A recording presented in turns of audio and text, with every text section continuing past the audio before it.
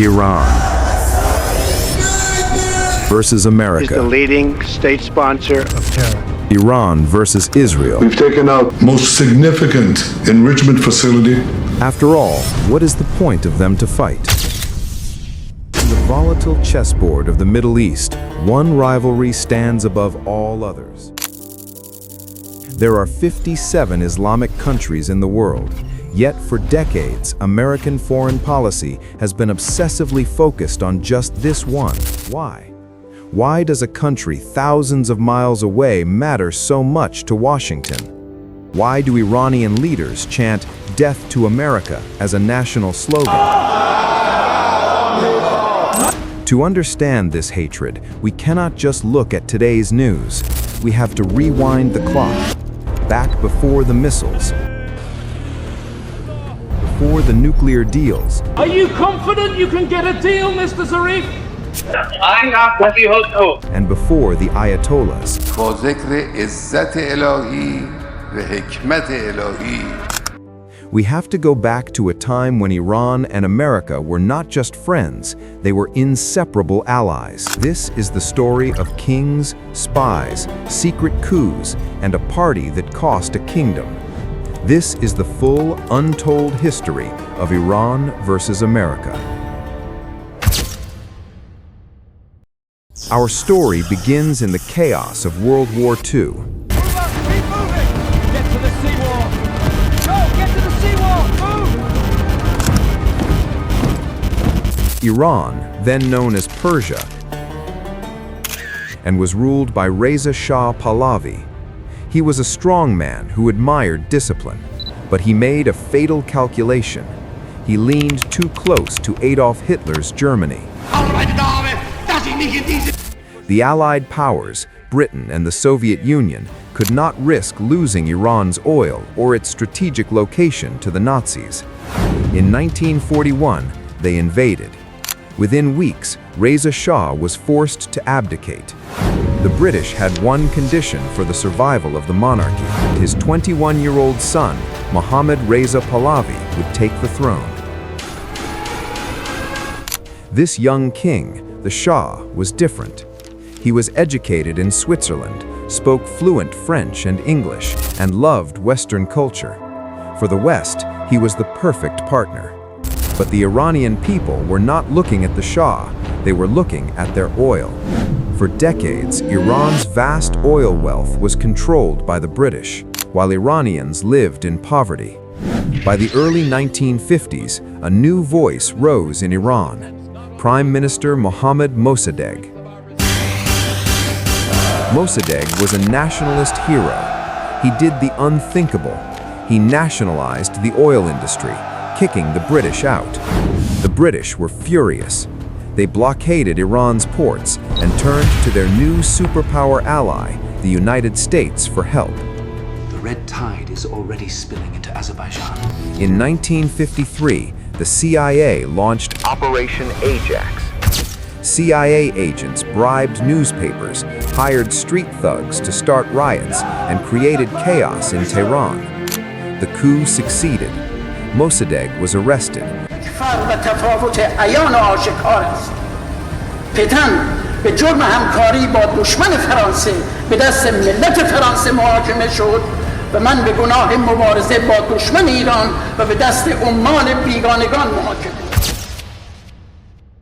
The young king, who had briefly fled the country in fear, was brought back to power. But the Iranian people never forgot that their democracy was stolen by foreign spies. Under the Shah, Iran transformed. He launched the White Revolution, a rapid modernization program. Then, in 1971, he made a decision that would seal his fate. To celebrate 2,000 years of the Persian Empire, the Shah threw the most expensive party in history. He built a golden oasis in the middle of the desert ruins of Persepolis. He built an airfield just for the guests. Kings, queens, and presidents from all over the world were invited. While the Shah toasted with world leaders, parts of Iran were suffering from a drought. The contrast was too much. To the religious conservatives, the Shah was a puppet of the West, destroying Islam. To the leftists, he was a tyrant wasting the people's money. They needed a voice to unite them, and they found it in an old man exiled in Iraq, Ruhollah Khomeini.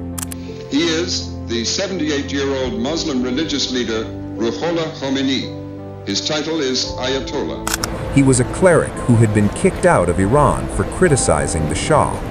Living in exile, he didn't have a TV station or a newspaper. He had something simpler: cassette tapes.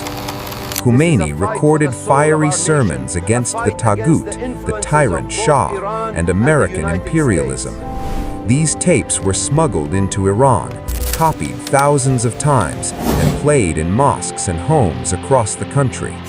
The Shah had the army, but Khomeini had the minds of the people.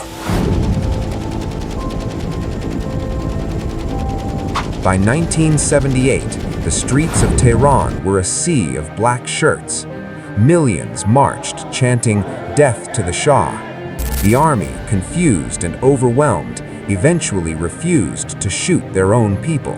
In 1979, the Shah, with tears in his eyes, boarded a plane and left Iran forever. 2 weeks later, Khomeini returned.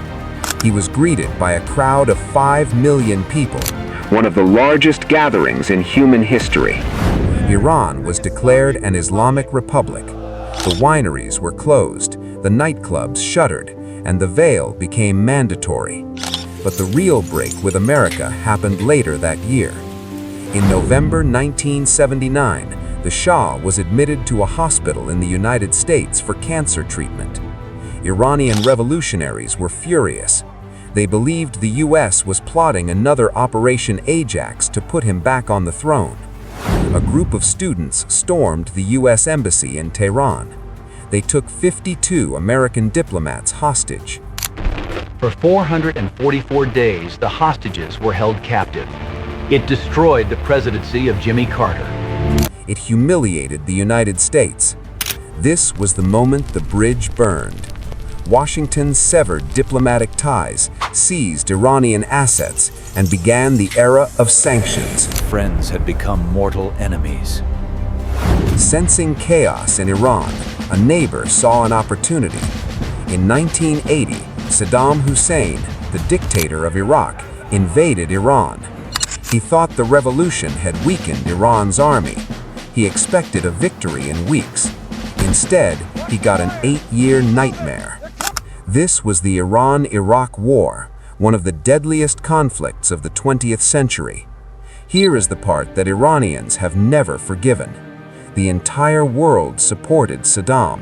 The US, France, the Soviet Union, and the Arab states all funded Iraq to stop Khomeini's revolution from spreading. The US provided satellite intelligence to Saddam. European companies sold him chemicals. Saddam Hussein used chemical weapons against Iranian soldiers and civilians. Even when the evidence was undeniable, the international community remained largely silent.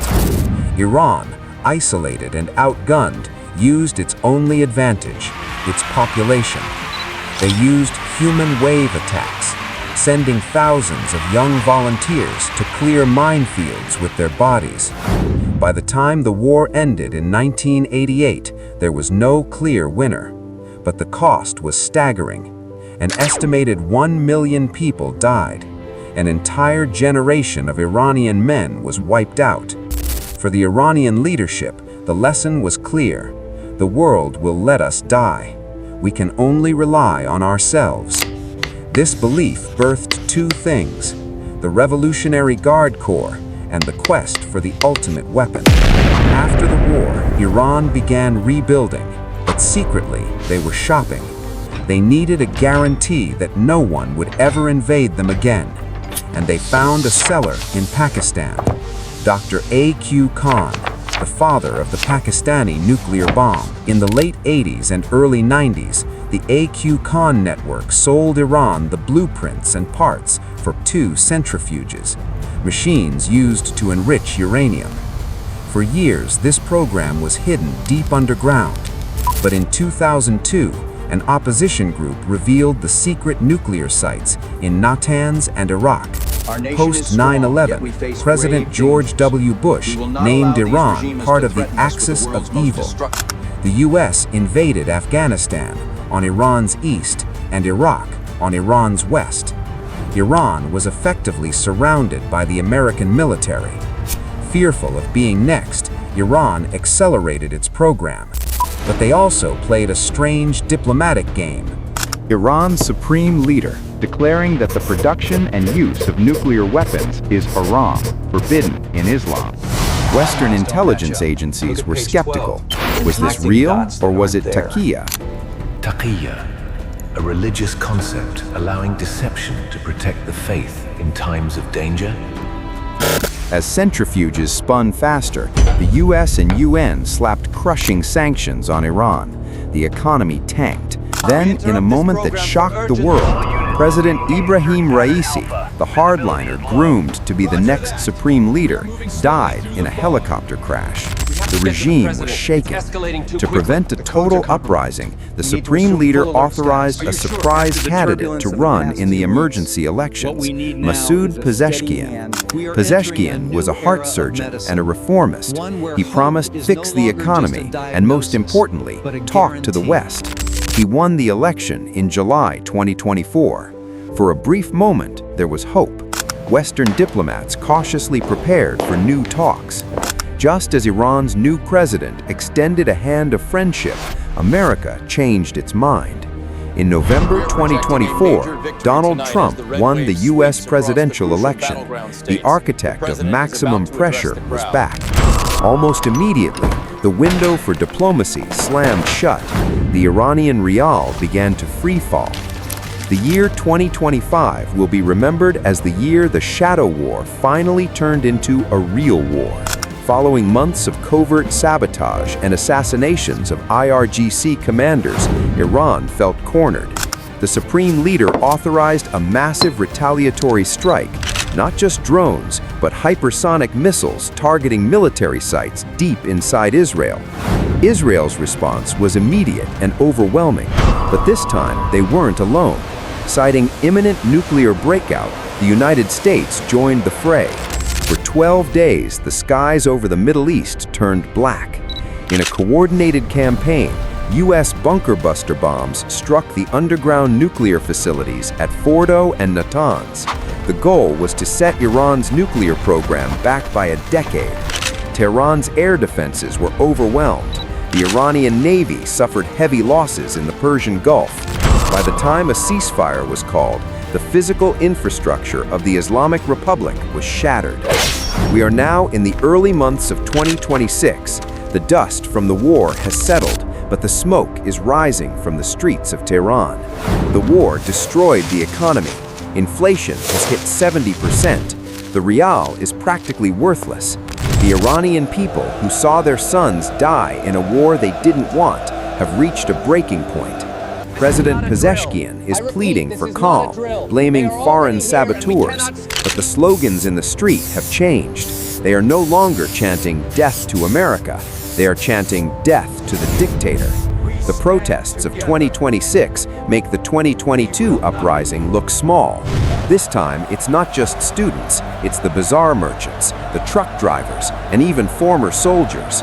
In Washington, President Trump has hinted at supporting a change of government. In Tehran, the Revolutionary Guards are tightening their grip, fearing that one wrong move could collapse the entire system. There are rumors that the regime, desperate for survival, is rebuilding the nuclear program, this time deep inside mountains where no bomb can reach. Iran is a country with 2,500 years of history. It has survived invasions by Greeks, Arabs, Mongols, and the British. But today, in 2026, it faces its greatest threat, not from an American missile, but the anger of its own hungry, tired people. The 80-year saga of Iran and America has entered its final, most dangerous chapter. Will the Islamic Republic survive this winter, or will we see a new Iran emerge from the ashes? Only time and the courage of the people on the streets will tell.